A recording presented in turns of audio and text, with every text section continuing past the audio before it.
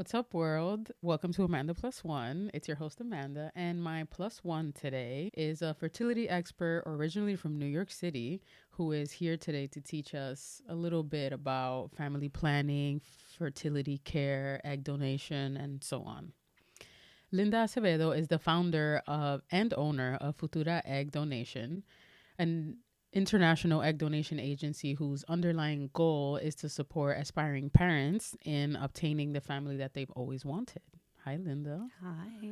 How are you? Thank you for having me. Thanks for being here. Thank you. You're such a boss. I try. So I don't know if you know, but usually I make a drink for all of my guests in every episode. And so the drink that we have today is a mocktail. Which I was surprised about. She was like, like, a "Wait, what?" mocktail? Really? Today, a mocktail. But, just taking a little break from drinking because get it. drinking is a lot of fun and we do it all the time. So, and also because of today's topic, right? Something that doesn't always help any part of our lives. It's alcohol. And Air Lab would be very proud of us. Yes, exactly. So this is a cocktail called Tall, Blonde, and Awesome. And it is made with Martini and Rossi. So shout out Kevin for this delicious drink, and thank you for being here. Thank you for having me. Cheers. Salud. So Oh, this is amazing. it's good, right? I kind of want to name it honeysuckle. It tastes like the same thing that like our moms give us. Like when have we're sore sick? Yeah. We're like, Mom, I can't go to school tomorrow. And They're then like, they start "Tómate eso." they start boiling something on the stove, and you're like, what is that? And it's like onions and ginger and apple and honey and like. And somehow you're A-okay in 15 minutes and you don't have to miss school tomorrow. Something that I like about this particular aperitivo from Martini and Rossi is that it's de-alcoholized. So it had alcohol and then it was taken out. And I feel does like that that happen? taste, so I don't know. We're going to have to call him and ask him. Y'all have to tell us how it take works. alcohol out? I don't know, but the taste is just so much better than something that was made, I think, without alcohol. Anyway, Tastes really good. yeah. So it's funny that we're here today. Yeah. Right? Because there's this new ruling that just came out in Alabama, which I want to start with, where the Alabama Supreme Court ruled that frozen embryos in test tubes should be considered children, which I think is kind of like a concern to everyone in America who needs to access reproductive services like IVF, in vitro fertilization. How are you thinking about this? And what do you think, or how do you think it will affect like egg donations? Let's start with what embryos are, because I feel like a lot of people don't know what embryos are. Yes. Even like my clients are like, oh, when I implant an egg, I'm like, you're not going to implant an egg, you're going to implant an embryo. So what is an embryo? It's a ball of cells basically, but how do you make an embryo? Specifically, you retrieve an egg or several eggs from a woman's body, and then you inject each egg with sperm, husband's donor sperm, whoever sperm it is. You fertilize them, and then after X number of days, they become blastocyst embryos, basically. They are not life. They don't have a live heartbeat. They don't have anything. They're literally a little ball of cells. And essentially that is what intended parents use to implant and try to get pregnant. Now, those embryos aren't necessarily a guarantee of pregnancy, and they're not a guarantee of live birth. None of this, honestly, is really a guarantee. IVF is not a guarantee of anything. We try. There's amazing physicians, amazing clinics out there who try. But yeah, so there's a lot of talk on this specifically because what it could potentially do is it can affect reproductive rights. So having basically the government... Same thing as basically abortion, a couple months ago, or was it last year with the Roe versus Wade? Yeah. So basically, it's not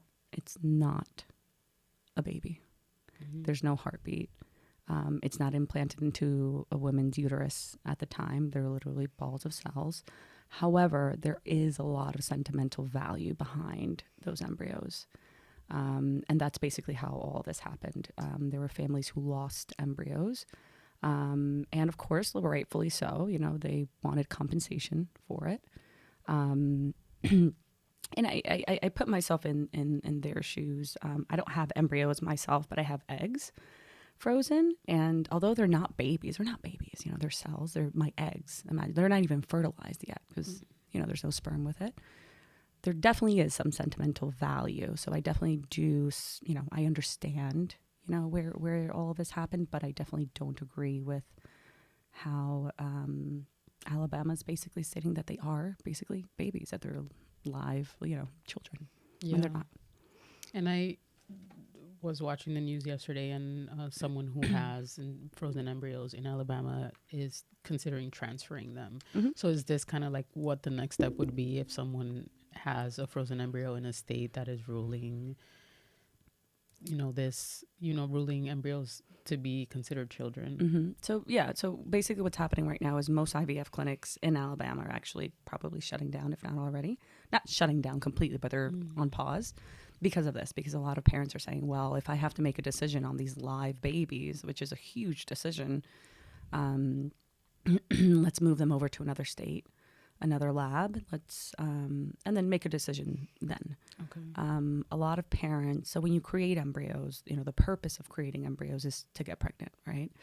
And once you have these embryos frozen, which they're frozen, and eggs, sperm embryos, they're frozen indefinitely. So my eggs are frozen. They're 28 years old, forever young, right? I may not be forever young, but my eggs will be. Forever 28. Exactly, forever 28. That sounds like a clothing brand. There you go. There you go. I'm like, that sounds like something we used to shop at when we were 16.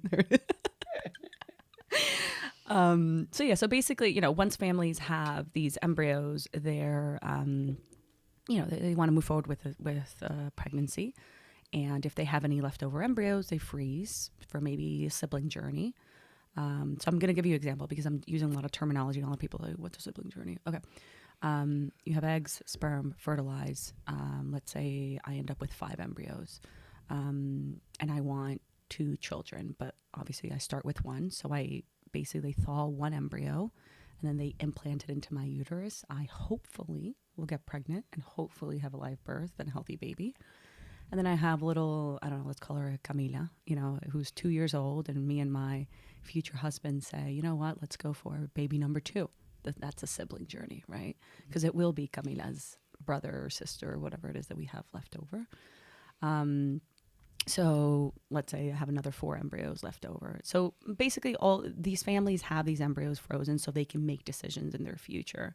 Or sometimes they've already had Camila and they're like, listen, we don't want any more babies, but they don't necessarily want to have a decision, like make a decision right now. So they basically pay, per year to store these embryos until they can make a decision.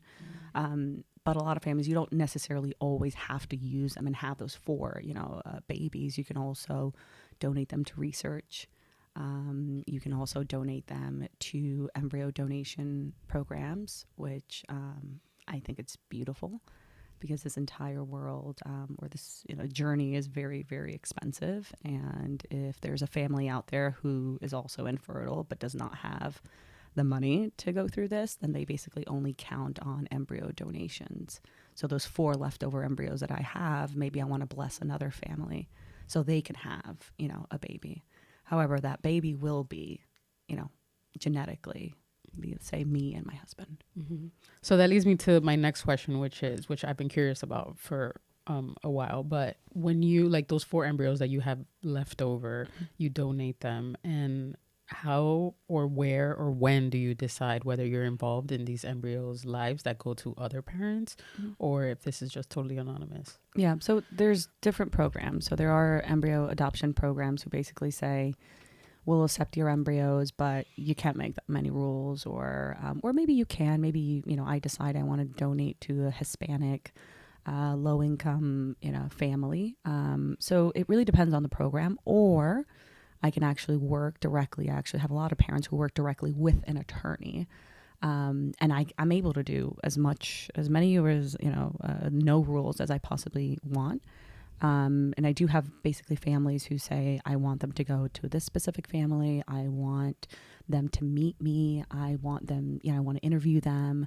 I want to make sure that I'm involved in their life. So it really all depends on what program you donate to or what attorney you work with. But it could also limit you, So if I say I only want to donate to Colombian families within the ages of 40 and 45 who live in Georgia, so it could limit you, but it's really up to you as, how many rules you want to put to that embryo donation. I love that. I love that it's not like a set thing or that you have to compromise in some ways when you're kind of like jumping into this. Yeah. What do you think the growth potential of the egg donation industry is? I hope a lot. You're like, for my sake. No. I hope that every single woman has enough information and knowledge and just education on reproductive health so this does not continue being a thing. I really do. Yeah. So obviously gay couples, for sure are going to need egg donation and surrogacy. There's no doubt about it. But I hope that a lot of women now understand at age 20 and 21, whether you want children or not, why infertility is so important. And again, it's not to convince anyone to have a child. I'm not, me, like, even though I'm in the business of making babies, I'm never pushing anyone like, oh, are you sure you don't want any kids? Mm-hmm. No, I think it's a very personal decision. But what I do want is I want you to go get tested, and I do want you to understand, what's going on in your body, because I just don't think that we know anything. Honestly, I didn't know anything until I started working in fertility. I didn't know anything. So I guess the potential for business, hopefully, I'm still in business, but especially with this new ruling too, it's who knows how it'll change.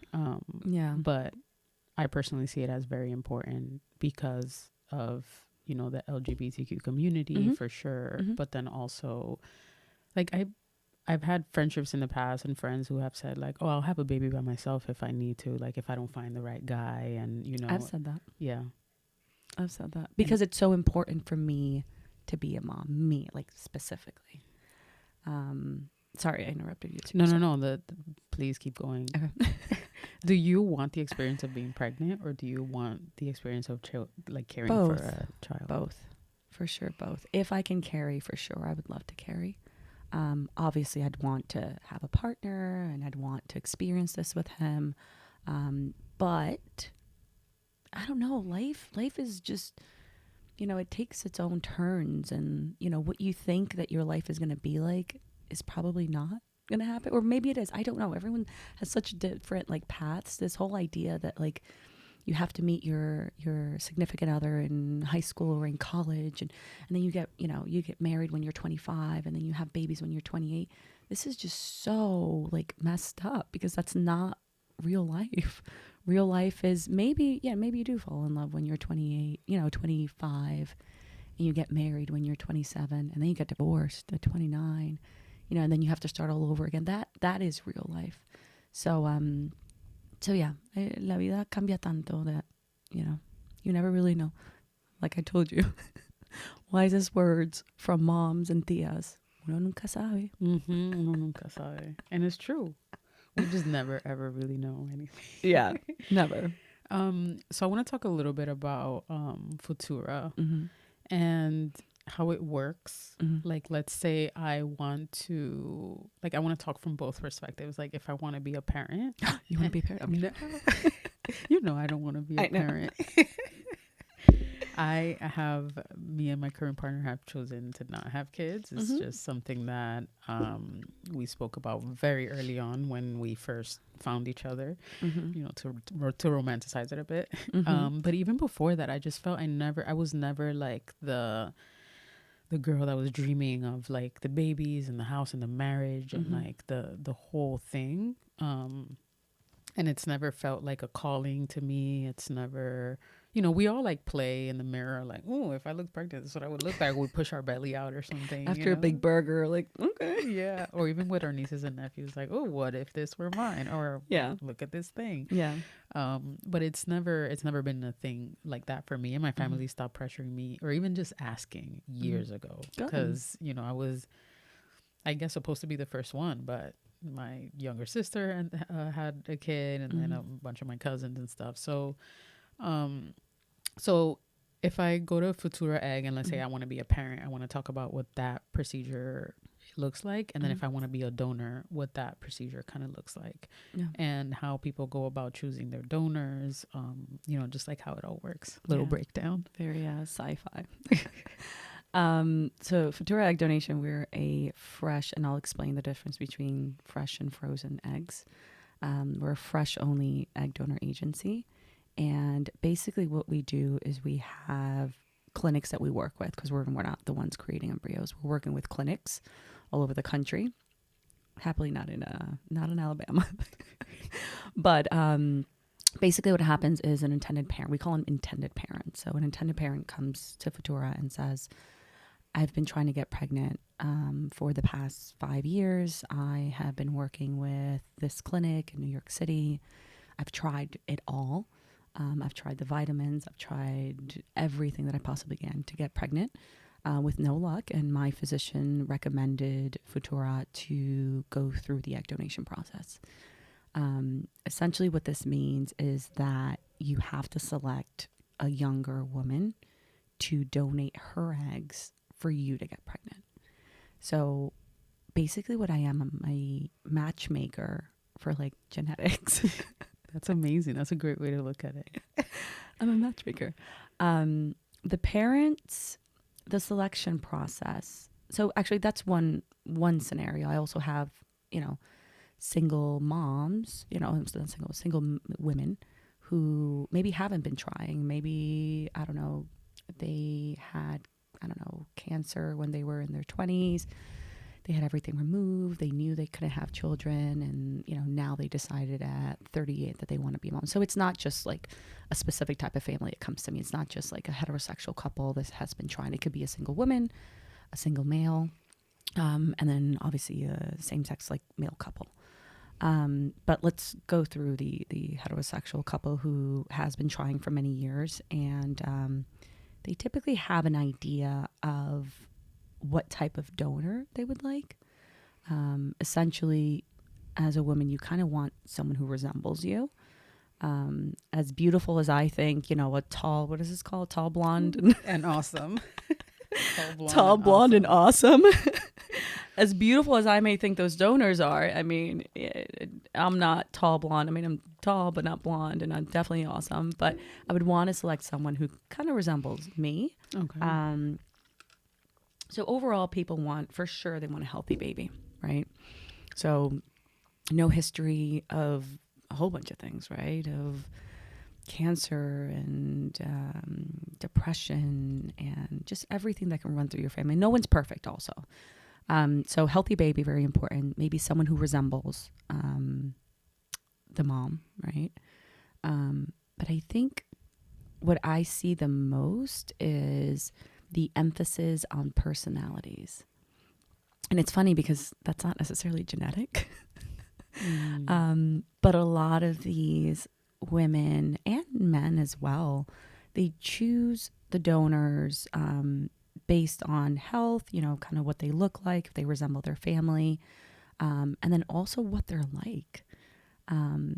Is she strong and bold and outgoing, or is she a little introvert? Is she shy, soft-spoken? All these little things, which again, I don't know if, has anything to play with genetics, but it kind of alleviates the decision of having to choose someone else. Like if I have to choose someone else, that is going to be genetically tied to my child, I want her to be just like me. I want her to walk into a room. I want her to be in heels. I want her to be, fancy. I want her to like have long hair and all these little things, So my job basically is to understand what it is that, the family wants, the intended parents want, kind of look at the type of donors that I have and basically say, listen, based on what you are describing, here are 3 to 5 options and the reasoning behind like why I chose them.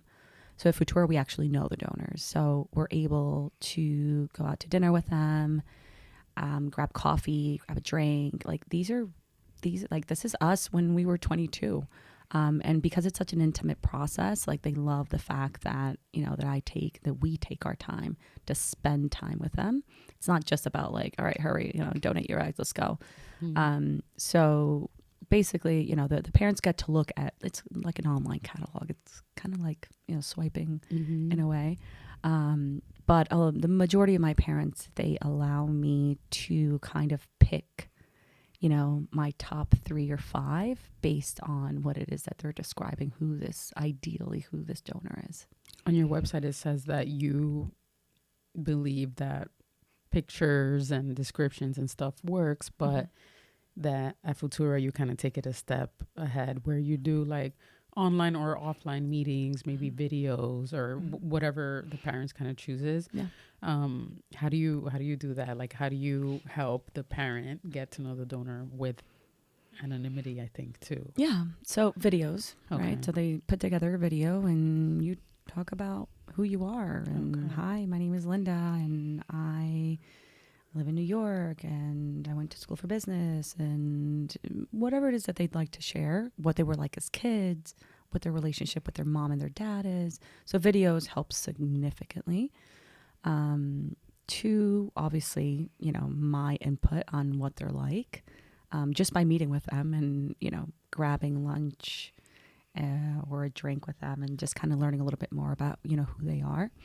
And then lastly, they get the opportunity to do, this is honestly the first, this probably like the favorite, like my favorite thing to do with what I do is the joint video calls where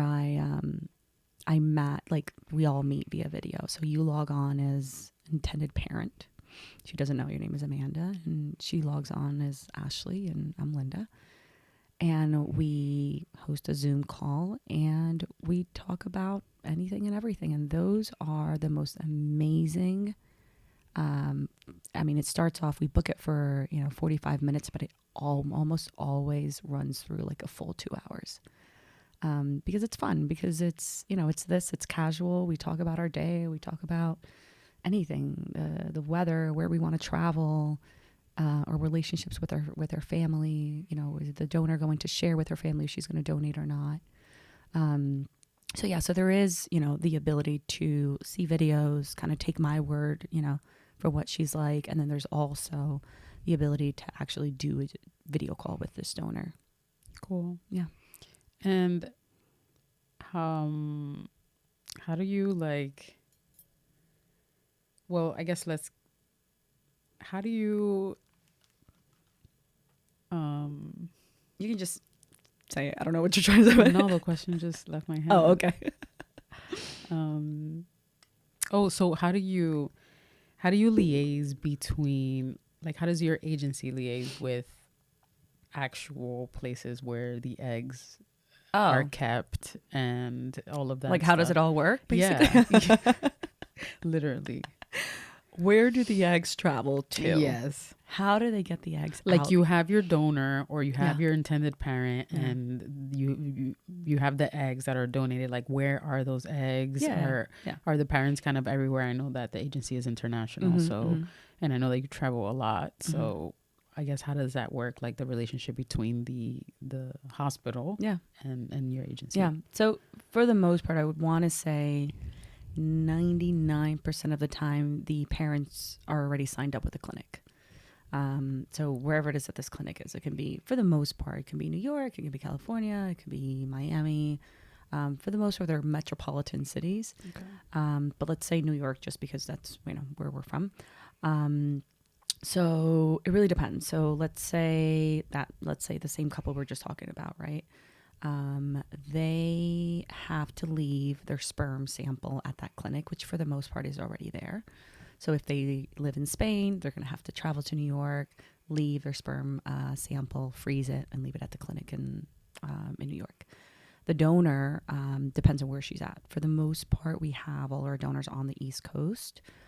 So if she's in New York, then she just goes to that clinic. She hops on the subway, she goes to the clinic, and she does all her tests, all her ultrasounds, blood work, and then the actual retrieval of the eggs at that clinic. If the donor's in Florida and the clinic is in New York, then the donor basically travels to New York. So an actual IVF process is approximately 2 weeks. So she has the option of basically splitting it. So doing 1 week here in Miami and taking medications here and going to a local clinic here. And then after that first week, she travels to New York and then she stays in New York. So we get a hotel room for her, obviously flight, everything. And she stays near, let's say, across the street from the clinic for that second week, which is when the procedure would occur. So I guess it really depends on like what the combo is like. If everyone's local, then great. Everyone just go into, the clinic in New York City and leave your sperm sample there and then do your egg retrieval in New York City. But if you don't, which a lot of our donors have to travel, then you just split your time. You do 1 week at home and then the second week wherever the clinic is. Nice. And what kind of advice does Futura give both the recipient and the donors if they choose like the known donor route versus the not known donor route? I love known donors. We call it open donations. We have a lot of open donations. I think that we have a lot. It's definitely increasing because, parents are being advised by their attorneys and being advised by their therapist. Listen, it's 2024. If you really want to find someone, you can find them. So they're removing that stigma of, everything being anonymous.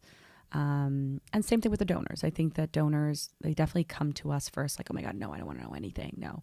And then when I break it down to them, I'm like, listen, this is, Susie and Bob, and I don't know, they're in the fashion industry and they love to travel to Spain or Italy. Like, these are normal human beings. Like, the only way to, kind of change the future really is by removing these stigmas, and blocking such crucial information, like just human beings. This is just a beautiful couple who met at, 38 and 45 and they haven't been able to get pregnant and they're just normal human beings. So once you describe that and what the family's like to the donors are like, oh, okay, that's not that bad. Yeah, I'll help Susie and Tom. Like, so a lot of our matches are known, not all of them.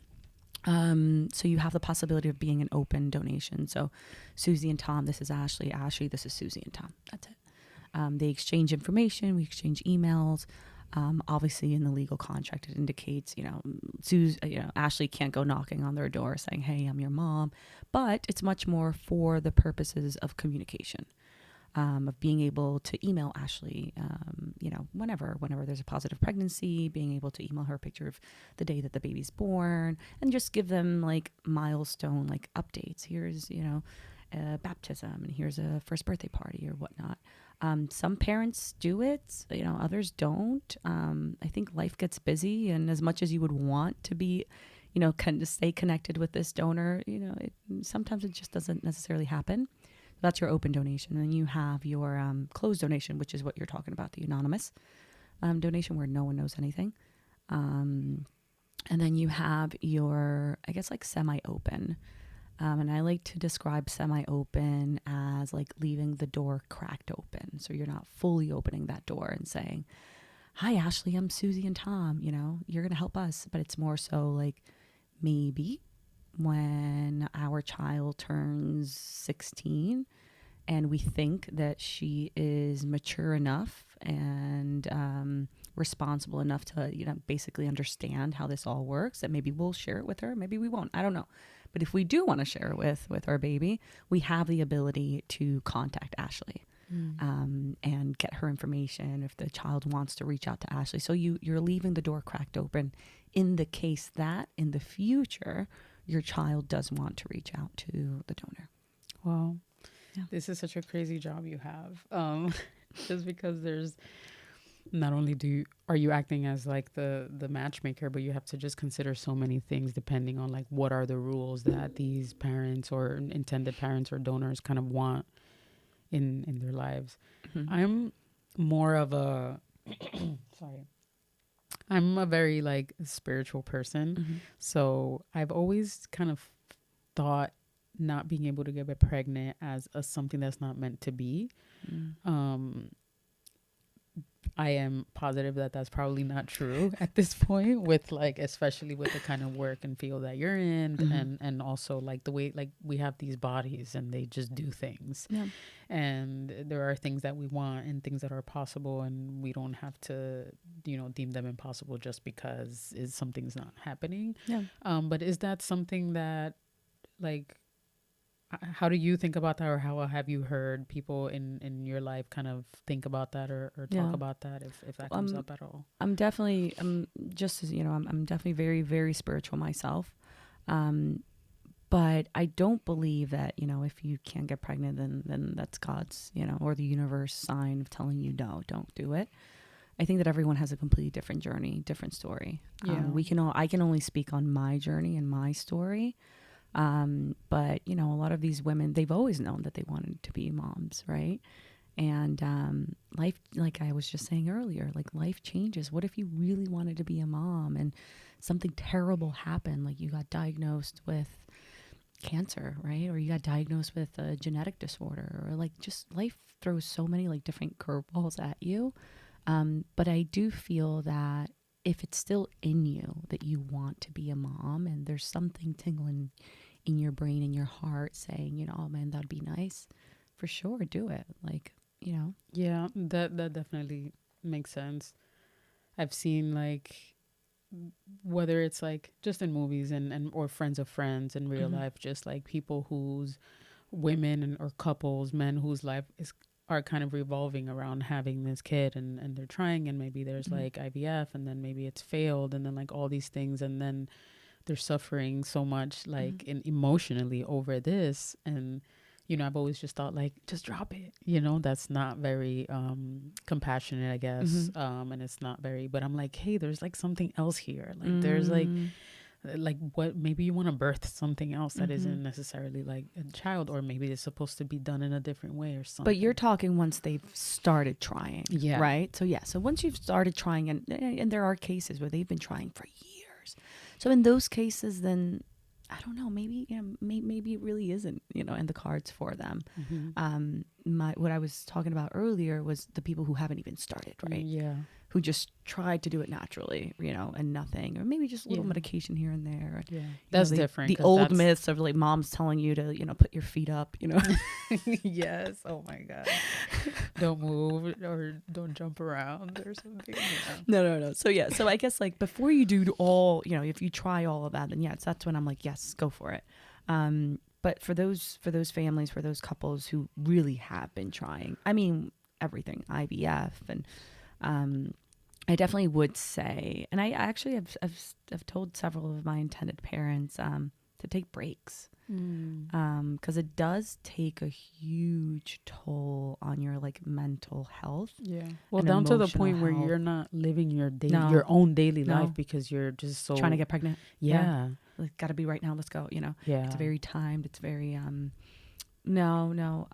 I definitely do think that at certain moments of your life you do have to pause, and you have to like, kind of like just take a break. I don't know, go on vacation, take a break, think about things, and somehow those parents always come back around because they just needed that like little mental break.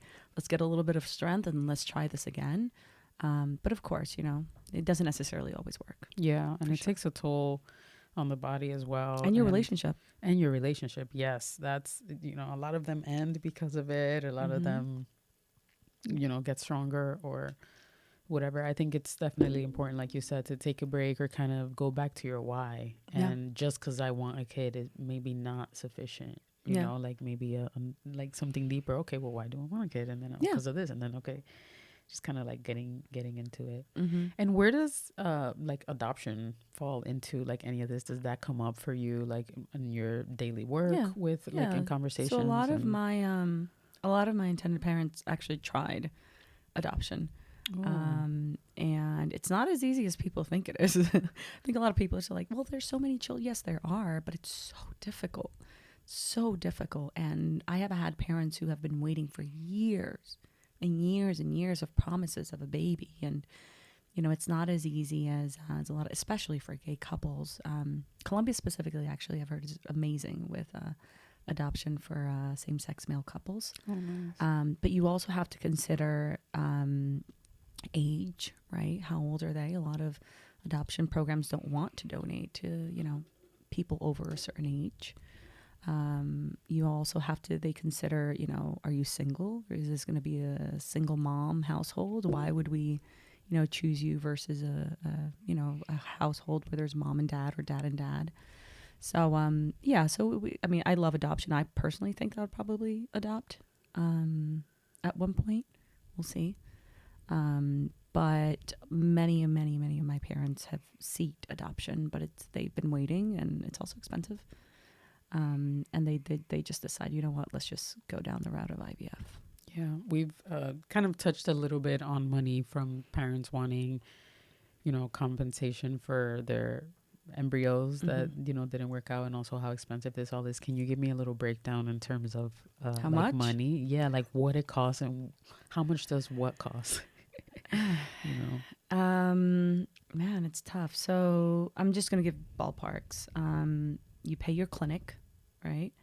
At least for people who are doing egg donation, let's say egg donation, and you're going to carry the embryo. I want to say ballpark clinics charge around anywhere between 15 to 40,000. And that's 15 to 40,000 if I donated. No, if you're going to use like an embryo. Yeah. Okay, so if I'm going to have an embryo. Egg donor. And a donor. Yeah, so anywhere between 15, I would say, to 40,000, you pay the clinic directly. Okay. And then you have medications. Which does that include the medication? No. Okay.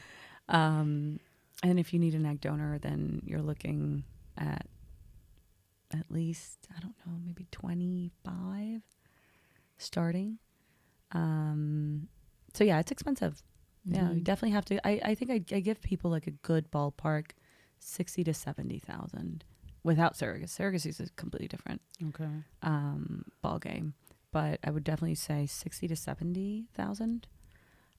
If you're going to do IVF yourself, you're still looking at that number that I gave you, around anywhere between 15 to 40. And that's just like for administrative stuff, so that they can kind of like help you through the process. No, that's clinical. That's clinical procedures. Stuff. That's blood work, ultrasounds, the egg retrieval, you know, creation of embryos in a lab. And it does sound expensive. It is expensive.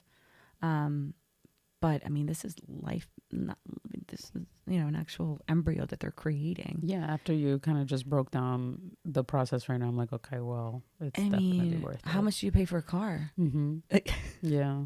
You know, you can buy a $60,000, $70,000 car, and you know, it is expensive, but it's not, you know, at the same time. And also, I don't hear money coming up so much in this topic, because when you decide to have a child, or, you know, to donate or anything, that's just a decision that you made, and you know what you're getting into, and it's that important. Just like a car that's going to move you around. Yeah, you need it. Well, you know, but yeah, you want it. You want it. You want it. You want to be a mom. You want to build a family. You know, so yeah, definitely, it definitely is a topic for sure. That I won't say it's not a topic. It's definitely a topic amongst the, you know, the couples. Yeah. And no, I think at home is definitely a big they're talking. topic. Yeah. Like cutting all the subscriptions, or like, you know, for sure, it's definitely a topic, but it's important. You know, you want a baby, you want a family, you want all these things. So yeah, what's this saying in Spanish? Like, que quiere puede. Like que quiere puede. For women who aren't planning on having children, like, is there anything they should know about their eggs? Yeah, learn about not necessarily just your eggs, but learn about your body. I think that's the biggest mistake that we as women do. So we don't know anything, right? All we know is that we get our periods, don't get an STD, don't get pregnant. If you don't want to. If you don't want to. Yeah. But that's it. Like, what else do we know? I mean, I don't remember anything from like school. So I would definitely say, even if you don't want, that's fine. Like, it's totally fine. Don't have children if you don't want to have children, but just understand your body, understand, take a look at your ovaries, take a look at your uterus, take a look at your hormone levels, why are you not getting, regular periods? So yeah, I would just say, like, either one, definitely just understand your reproductive, like, body, just to know, because I just don't think that we know anything. Yeah. And then two, I'm a huge advocate for egg freezing, huge advocate. Again, it's also expensive for, your regular 28, 35-year-old woman. But, what's $10,000? How much money have we spent, going to Tulum and Spain and, add it all up together? It's an egg freezing journey. It's crazy because that came into my life and into my visual field of interest not that long ago. But when I would turn around and ask women if they've frozen their eggs, like 3 in 5 would say, "Oh yeah, I have them in California. Yeah. Oh yeah, I have them in New York." And I'm like, damn, like it's just not, this topic is not as loud individually because, medical privacy and, people have their own things. But it's just interesting to see. And I'm like, damn, should I do this? Yeah, like, I'm a huge advocate for it. I really am. And like, there are clinics who will see you and say, like, don't even waste your money. Like, don't do it. Or there are clinics who will say, yeah, like, for sure. Like, freeze them. You never know. Uno nunca sabe. So yeah, I'm a huge advocate for egg freezing. I froze mine when I was 28. So it allows me to kind of like take ownership of my life now and do what I want to do now without like looking at the clock and say, oh my God, any date that I go on, I have to have a baby with them. I don't have that like pressure. Again, it's also not guaranteed. Doesn't mean that nothing is guaranteed.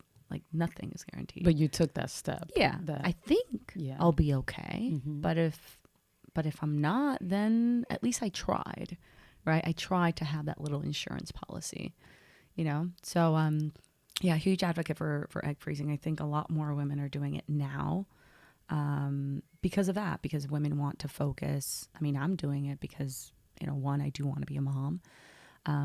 Two, I love to travel and just explore like new cultures, and my business is growing. I love where I'm at right now, and like I would hate to cut it short because I gotta have a baby. Like at one point I will have to like buckle down and say, all right, Linda, let's go. But I think right now where I'm at in this phase of my life where I'm focusing on career, on helping other people have babies, on helping these young women like accomplish their goals. Like, I think that I'm in the best phase of my life because I have my eggs frozen. It also takes a lot of pressure off of dating. Oh, for sure. I read somewhere that pregnancy at 35 is like geriatric pregnancy. I said, what? I'm going to be a grandma. Yeah. Insane. Do you, when you're dating or, seeing someone, like, do you bring up this conversation? Do you say, that I have my eggs frozen? Yes. Okay. Just wondering. I don't know how, I don't know how that works. You seem a little intense. No, I never bring it up. I definitely bring up that I want to have children for sure. I mean, that to me is a deal breaker. If I date someone and they're like, I don't want to have kids, all right, we're not going on a date. Because that's something that I'm just, very gung-ho about, So, it definitely takes the pressure off. I don't say that I have my eggs frozen. I mean, obviously, like, if we go on several dates and we actually start dating, then, of course, I'll let them know. But I don't, on day one, like, let them know, like, by the way, I got my eggs frozen. So, no. So you and I, we can travel. No. We can just have all the fun. Don't you worry. We're not on a timeline, but because they're frozen. But, when we're ready. Yeah. No. I definitely don't hit them with that from the get-go. So, but yeah, it definitely does alleviate, like, dating. I don't feel that pressure. If I didn't have them frozen, maybe I would feel like that. Maybe I would go on 1 or 2, 3 amazing dates and automatically I'll probably be blinded. Yeah. I'm like, oh my God, that's it. I'm 31 and I'm not 31, whatever. I'm 33 and he's great. And maybe you like push things. I think that a lot of people do push like having children with, these guys that they're dating, and maybe it's not the perfect perfect fit, but they're so adamant about being moms and getting that out the way that they're like, let's go. Yeah. So, it definitely allows me to choose wisely, who I date, and whether I want a future with them or not. So you have a lot of, you have extensive experience in the healthcare world and field. So how did you come to land in egg donation? Like, how did you choose fertility or infertility? I didn't. So I've always been in the medical field for sure. And how did I start? I was in physical therapy world, like orthopedic world for a long time. And then I got a job offer. At the time I was in New York. So I got a job offer in Connecticut. And at the time I was dating someone, and I said, perfect, let's go. So I started working in an actual IVF clinic, but I came from a completely different background.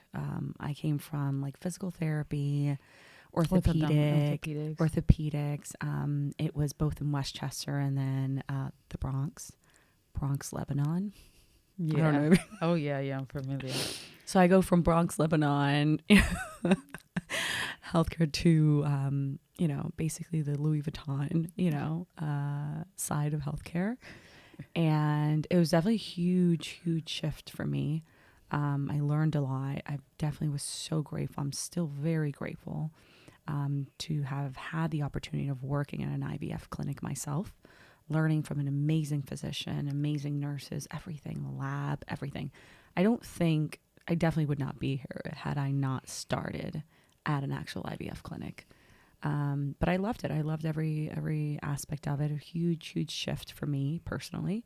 But that's basically how I got into this business. And then I decided, you know what? I love this. I love the matchmaking process of it.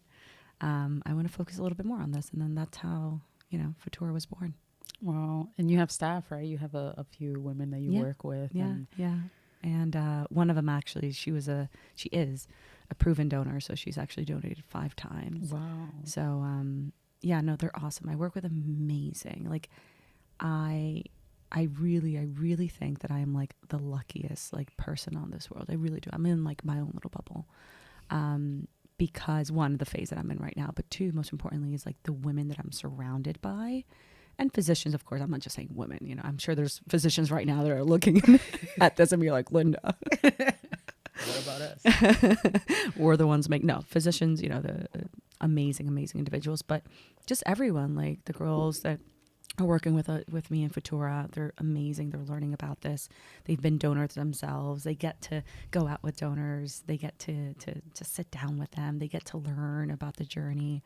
And then I work with amazing attorneys all over the world, attorneys, physicians, everything, then there's little like matchmakers in different parts of the world as well, So I love the people that I get to work with. And what was some of the challenges that you faced to starting your own agency? Yeah. One, that I did it alone. Definitely no. So no, I remember like before starting my agency, I called a few people who had their own business in the field, not egg donation. And they all said the best thing is having a partner. And I'm like, well, damn. Thanks, but okay. So I definitely would say the most difficult thing is doing it alone for sure. Because it's, me and me, right? And sometimes, the agencies who have other partners, they get to brainstorm, when one's down, the other one picks them up and vice versa. So that's beautiful. I love to see that. But I definitely would say that I'm alone. I've had the opportunity of like angel investors constantly, but I really said, honestly, if I did it on my own at the beginning, like I'm good. Like I'd rather keep it this way. At least for now. So I definitely would say like doing it alone is very, very difficult. Number 2, I would say just who, you know, like my background, right? Like I think that a lot of people who have businesses, they have mom, dad, I don't know, maybe a history of like entrepreneurs who tell them, listen, this is what you have to do. I had no one. I mean, I still have, I mean, my mom still till this day, I have to explain to her what I do. She's like, oh, okay. So funny you say that. I was going to ask you because, you know, as millennials and also with like influencing being like a new work, you know, industry kind of thing. So many people have said like, my mom has no idea what I do for work, or my parents they just don't understand. And maybe you're raking in cash, or you're just, you know, you're very successful. And it's like, they don't understand. So what does your mom know what you do? Does she ask you often? She does, but she still gets confused. With what? She's like, ¿esa fue la que donó? ¿Esa fue la que cargó? Like, who did what? Who's the donor? Who's what? Okay. Ay, se parece a la mamá. I was like, Mom, it's the donors. Verdad. You know, she knows I help people have babies, you know. But it's still, till this day, she can't get the math right on like the egg sperm who carried. You know, especially when I work with like gay couples. They're like, oh, but how did they do it? I was like, Mom, here we go again. The donor, the sperm, the surrogate, Mom. It's like, how many people? So, 3, 5? Yeah. So she still doesn't necessarily understand like exactly. Honestly, even my friends, honestly, they still don't understand everything because there's just so many different ways of having a baby, right? Yeah. And different journeys. But they do know that I help people bring babies into this world. But yeah, no, it's interesting. But she loves to see pictures of babies, if I can share with her and whatnot. But yeah, if she has to explain to someone, she'd probably say, yeah, ella ayuda a las personas tener bebés. That's it. That's all. That's the extent of what she can do. I mean, there's so many ways to have a baby nowadays. So I think that's valid. That's a great description of her daughter. Yeah, for sure. But honestly, I think that, you know, what we were talking about earlier is like the most difficult thing is, having no support, you know, being millennials and being, at least me, I'm first generation here. I, you know, was raised by a single mom, you know, my family's Colombian, and not having that knowledge of what to do, how to do it, when to do it. It's just so difficult.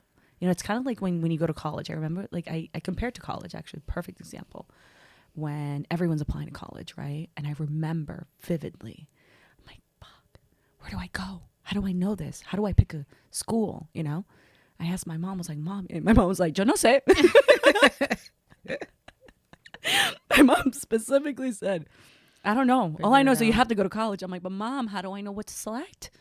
How do I know? Like, what do I know? What's good? Like, some people are applying to this school. At the time I was living in North Carolina. So like college is a huge thing, and, you know, going away and whatnot. And I remember I'm like, how do I know? You know, even just like choosing a major. How do I know, you know, I had no guidance at all whatsoever.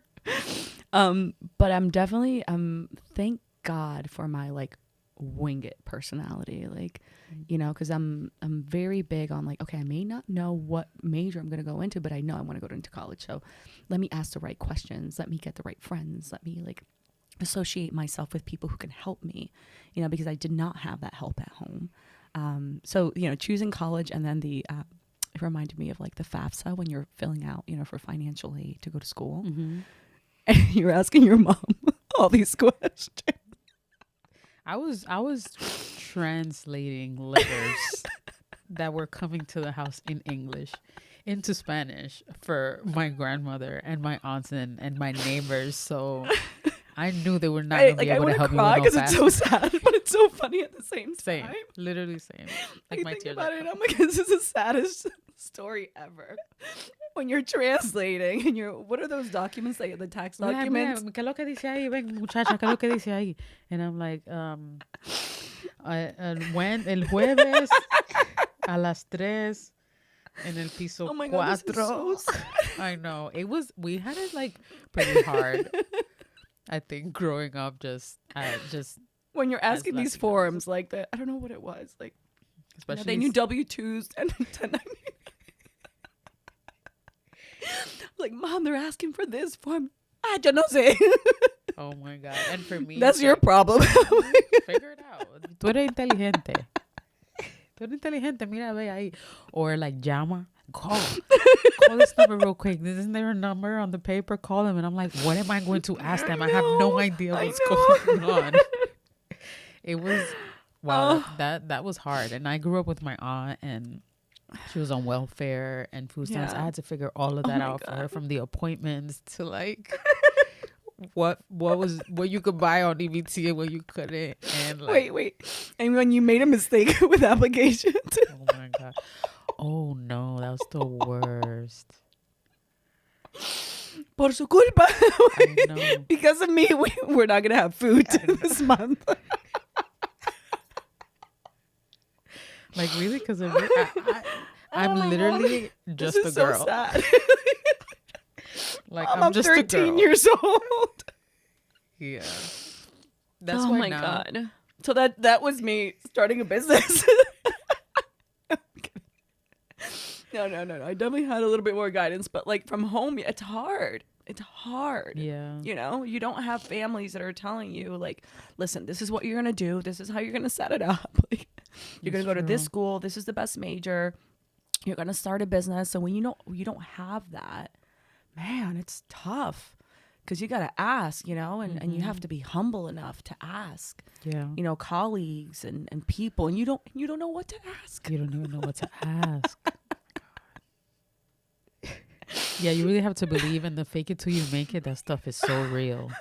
That is so real. That's literally how I'm sitting in this chair right now. just alive to this point. It's just like, oh yeah, definitely. Like that's another podcast, honestly, is the struggles of being raised by, you know, immigrant parents who knew nothing. Only that you got to make it, you know, but like no resources, no guidance, just una chancla if you don't make it. I know.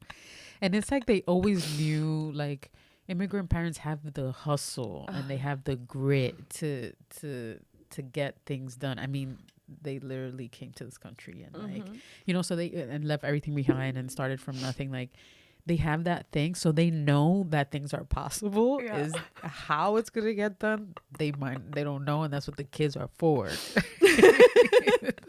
You're gonna have children. Those children are gonna guide you.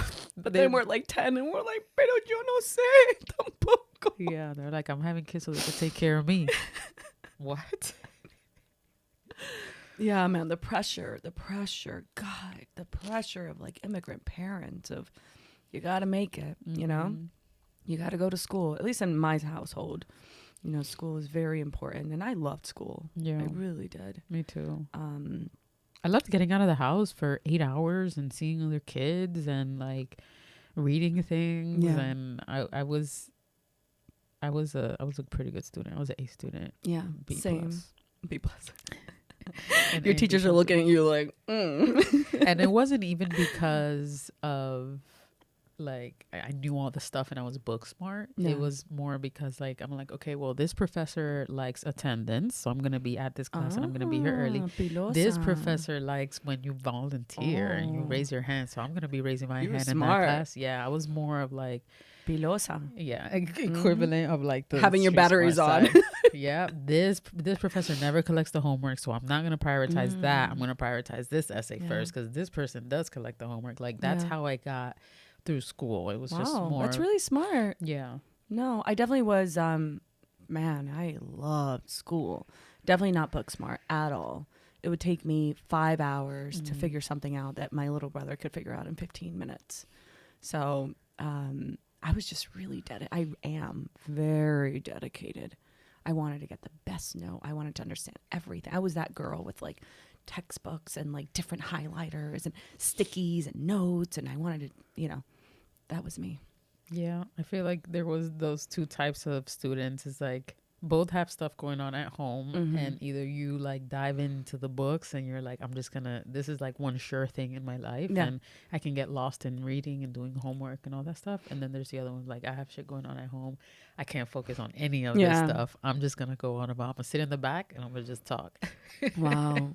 Yeah, no, I definitely was the first option. I wanted to dive in. And honestly, that's how I've been in life. Like, obviously not having the resources and not having the background or the guidance.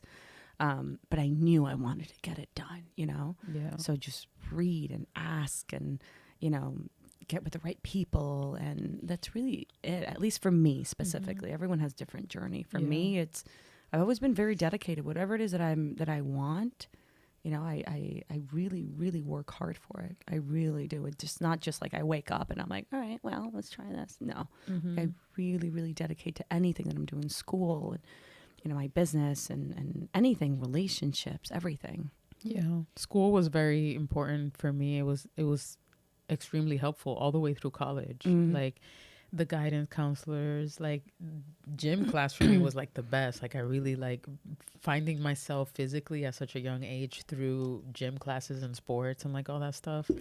And then professors that were incredible. And even through college, majored in photography, and we had a photo studio there, so we had access to camera, lights, like a whole studio, you know, that's Photoshop and Mac computers and all the stuff. And Did you get the Big Macs, the colorful ones? Yeah. Oh my God. Yeah. We had the green aging ones. ourselves. Yeah, I know. We had the green ones in class, and then we all upgraded to like the flat screens. And I was like, whoa. Okay. I really want to get into photography and design. It's like young me.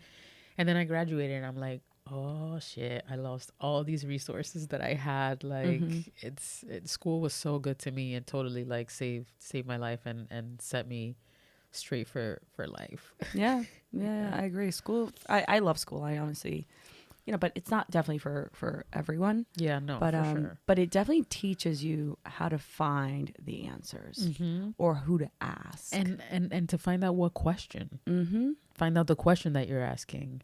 And I use school for all that it is. And that's what it was for me. I'm at every little corner. I'm like, oh, what can I do here? Because it was so important in my household, I would get there and be like, okay, well, what's the big deal? And I'm like, okay, there are things here that I can use to, you know, for development. Yeah. And, you know, we were just talking about growing up with immigrant parents and like all the pressure to like get things done and not knowing what we're doing, how we're doing it, what to ask or anything. And it just came to my mind that it doesn't stop. You know, it's like we start our, you know, our business, our company, our careers, and the pressure doesn't stop because it's just a new kind of pressure, which is to break the cycle, right? It's like not have to, you know, start from nothing, or not have the ability to know what's going on with our bodies, with ourselves. That's also something that was in my family growing up. But I was like, nobody wanted to go to the doctor. Nobody wanted to mind their actual business, their bodies. It's like, oh no, eso está bien. We'll see how it goes. And it's like, no, this is why there's doctors. Like, let's go see what's up. Tómate una sopita. Yeah, drink this tea, eat this soup, and go to sleep, and this and that. And it's like, oh, vivaporu. That vapor rub, like that was like the holy grail. And so it's about breaking the cycle and the cycle of poverty as well, and just all these things. So the pressure keeps going. It's just a little light, much lighter than before. And also our parents are kind of like, you know, it's kind of like we were young and they were old, and now they're getting kind of, you know, we're getting older and they're just needing more from us. But like you said, you're in a great place in your life right now, the best that you've ever been, a great phase. And I feel the same. And it just makes me feel so proud of you, of me, of women out there like us who have just kind of found the way, and who are also working on it hard because they want it. Yeah. You know? Yeah. I think that especially with, not to say that, you know, certain people don't work, but like that work ethic, man, that work ethic is so important. Yeah. You know, that I don't know, that drive to figure it out. I love it. Honestly, it's really what drives me. That like, I don't know how I'm gonna do this, but I'm gonna do it. Probably started when we were 10. You know, calling the government, writing letters, to whom it may concern. Sincerely. You know, so it probably started at a very early age where we were taught to figure it out. figure it out. You know, when we shouldn't have been figuring out at 10 years old, but whatever. It's built us into the women that we are today. Yeah. You know, and it's built our work ethic, and it's built, you know, our businesses, and it's amazing. It's beautiful. Like when I hear stories like this, I'm like, man, like you really, really had to work harder than the average person, you know, to get here. Yeah. So, but I think it's beautiful, honestly. It builds character. It builds you into who you are. And you're right, you know, it never stops. You're going to continue. Now we're just 33 trying to figure out something else. Yeah. You know, so. But I'm definitely in like my soft era, which is what everyone's saying. That's what Miami does to you. Yeah, I know. Miami, like the quality of life here has just been great. And it's really the sun. It's the big skies. You know, there's not too many tall buildings here. So you can just see the skies just from stepping outside. And so the work ethic is strong and we're working hard on things. But now our job is also, one of the jobs is to start letting go, to loosen up the grip of gotta get this done, or I got this, or I'm like you say, you're like, I had to start my company myself. It's like, so we have this mentality of like, no, it's just me, and if it's not me, it's not gonna get done, and if I don't do it, it's not gonna get done right. And like we have to start loosening that grip so that other good things can start happen. Coming in. And so that we can be in the best phase of our lives with also like deep comfort. And but also one trend that I'm not really liking that's out there is like the I'm just a girl thing. It's like, I get it. You know, it's like, oh, but I'm just a girl. Like, don't ask me too many questions, or I don't want to do this, or I don't understand that, or like, I'm literally just a girl. And I get it, but I'm also just not a huge fan of it because I didn't get to be that girl when I was younger. It's like, oh, I'm You've just never been girl. that girl. I don't know. Like, I can't translate this letter for you, Mom. Or like, you figure out. No, like, I had to do a lot of figuring out for myself, for my family and the household. It's like everywhere. So now I'm like, yeah, I'm just a girl, but that doesn't mean that you can't figure it out. Like, you do have to figure it out. Yeah. But I think, at least, you know, I think you relate to this, you know, having like being like basically born in New York and living like a huge chunk of my life in New York. It builds you into this really like tough, oh God, hardcore like person. But I love it, you know, because you do figure it out. Yeah. You figure it out. Everyone, not just us, but the 19-year-old is figuring out. The 40-year-old is figuring out. So it does build this amazing strength in you. And then you put us in Miami and we're like, oh my God. Yeah. I have to learn how to walk slower. It's literally like we're thawing out. That's exactly how it feels. It feels like I'm thawing. But to my core, you're hard. You really. I'm like, what? Catch me on the wrong day. I know, right? You know, catch me on the wrong day and I'll walk real fast. You know, I'll take these heels off. You know? So I do love what, I guess, not just Miami, but just like it's the weather. You're right. It's the weather. It's the people. It's also the phase that we're in our lives right now where we are past like the school and the hustle. Well, it's not past, we're still hustling, but it's a softer hustle. Yeah, and we're not in the trauma feeling like this is it for me, or this is what I'm made of, and this is it. It's like, oh, there's a lot of healing that has happened, and we can still see where we came from, but it's not about that. I was in a time just a short few years ago where I felt like this was it. This is just my life. This is just how I came up to be. And there was like, I have to learn how to be within that. And then obviously, you know, elevated past that and was like, oh, that's just one thing. But now I can like make my life what I want it to be. And just because that has happened, or I'm tied to this kind of trauma or thing, doesn't mean that that's just how my life is like, and it's going to be forever. Yeah. And you go through different phases, and I'm also in that, you know, soft girl era. I'm just a girl. I get it. I do get the I'm just a girl thing. It's just at first it was weird, but now I get it. It's just no, like, oh, I don't know. I'm not there yet. I'm definitely not there. Like, I'm just a girl. No. You're not. I'm the girl standing up and being like, all right, what do we have to do? Let's do it. Yeah. But I am learning, you know, to do little things, and I say the walking because I think that's a perfect example. It's the walking. It is. Oh my God. Right, the walking. I'm learning how to walk slower. I'm walking, you know, with a little bit more like, I don't know, like that flow, that like letting things happen. And again, it's not necessarily just for walking. I'm talking about life in general, letting things happen. Going to the gym. I think oh my God, I did not do that in New York. Never. I went through a Going to little the soul gym? cycle phase, but that was because I was living in DC, which also has short buildings and a nice big open sky, and I felt good in it. But Yeah. in New York, it was really hard to get How to do a you do gym. that? I don't know. I mean, obviously people work out in New York, but I mean, I don't know. Everything's just, I was never motivated to work out ever. I've never been a workout person either. But I moved to Miami, and I think I don't know.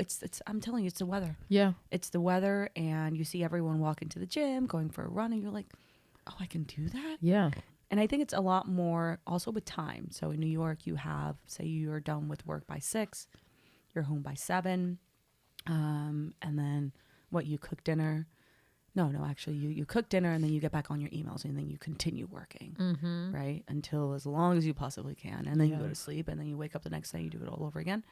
Here it's like, okay, well, let's go to the gym, let's me time. Yeah, let's grab a drink, let's make dinner. So you definitely do focus, at least me, like I'm focusing so much more on me as like a woman here. And I love that. Love that about Miami or Florida in general. Yeah. So I'm definitely very, very grateful for like, where I come from and what I've been able to do and who I am to the core. Cause that'll never change ever. No matter like where I go, we will be like true savages to the core. No. But it is beautiful to see different versions of yourself, in different phases of your life, Yeah. So yeah, I'm definitely very grateful. Yeah. Even that we had to choose to move to a different state. That was a choice that was personal, and we did it.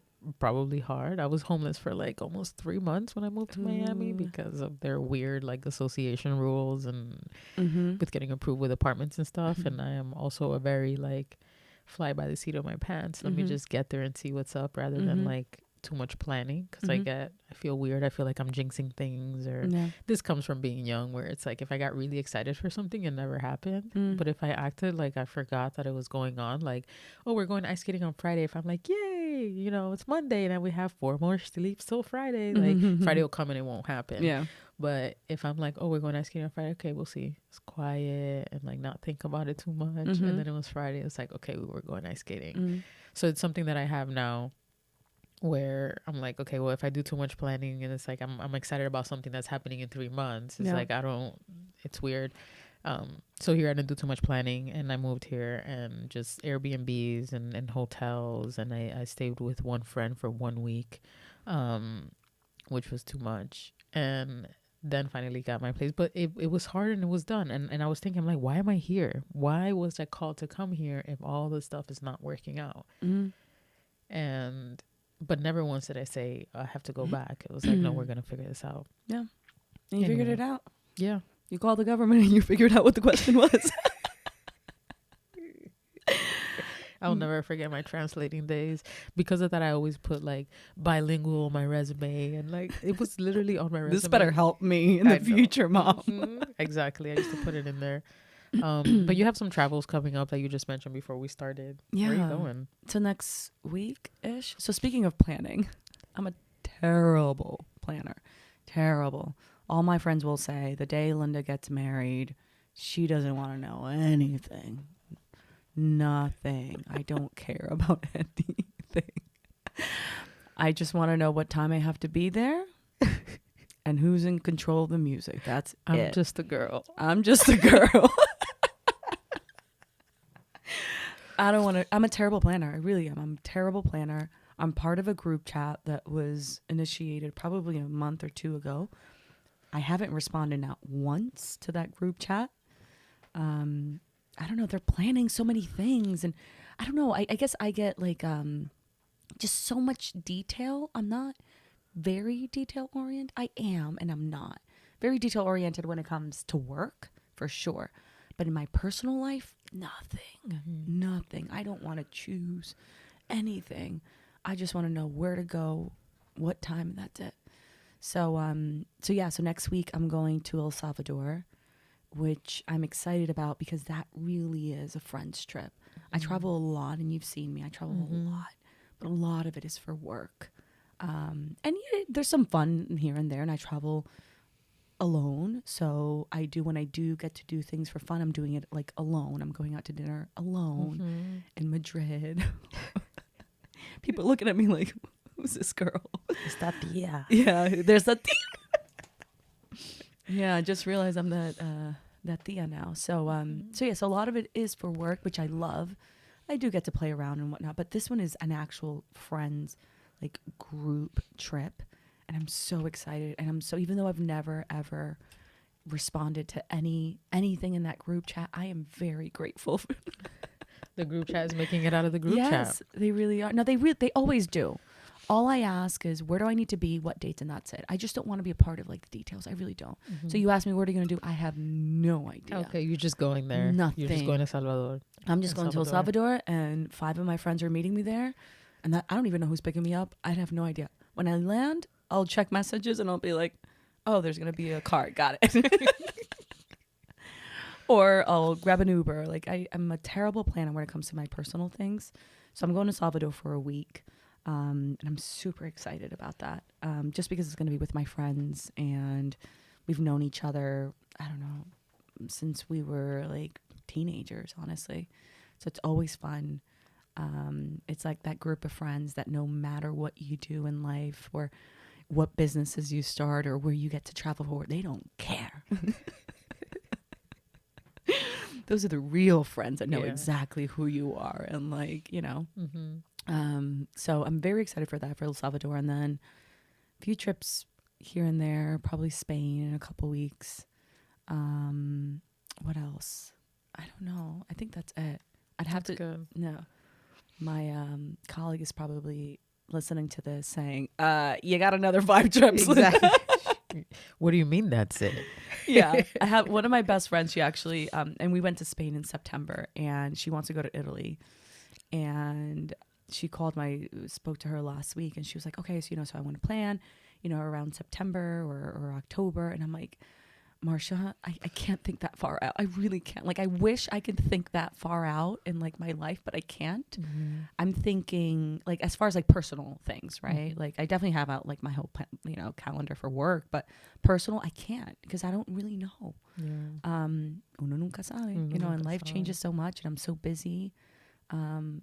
Just yesterday I was telling my mom, I'm like, Mom, at what point did my life get this busy? Like, why can't I just sit still here and enjoy my soft girl era in Miami? Like, I'm here for a week. I'm in like my Taylor Swift, era. And then I gotta go, leave again. And, so, but I like it. I'm not complaining. I love it. I love, love, love it.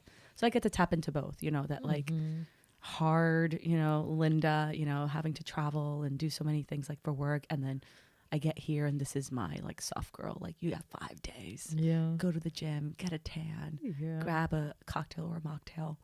Walk slow. Yeah, walk slow, and that's it. And then get back on that plane and keep doing it. Yeah. Well, thank you so much for being here and giving me some time in your next 5 days here in Miami before you go off to jet set again. This was so informational and amazing. Thank you. Yeah. Thank you. Definitely very, very happy to always chat with you, and honestly any woman, like how like passionate I am about reproductive health. Yeah, no, you're a big girl's girl. Yeah, I really am. And just in everything, just reproductive health, or just like making decisions for yourself, for your business, what you want to do in life, because it's hard, it's really hard. So like, thank you for supporting me. Thank you. Cheers. Whatever I have left here. And you're gonna heart me.